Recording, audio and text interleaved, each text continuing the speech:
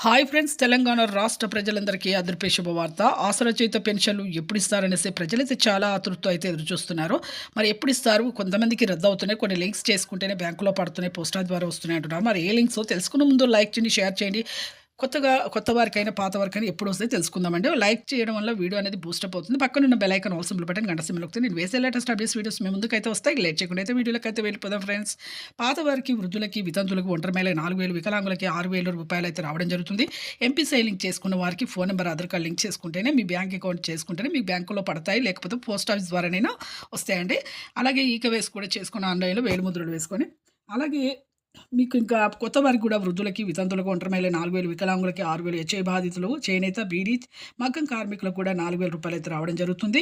అలాగే మీకు కొంతమందికి రద్దవుతున్నాయి. ఎందుకు రద్దవుతున్నాయి అంటే మీకు వికలాంగులు ఫేక్ సర్టిఫికేట్ చూయించడం వల్ల రద్దవుతున్నాయండి. అలాగే 3 ఎకరాల పంట పొలం ఉన్నా రద్దవుతున్నాయి. వయసు సరిగ్గా లేకపోయినా రద్దవుతున్నాయి.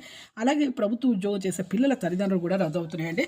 మీరైతే మీ సర్టిఫికేట్స్ అయితే కరెక్ట్‌గా చూయించుకోండి. అలాగే జూలై 30వ తేదీన, ఆగస్టు 1వ తేదీన వస్తాయి.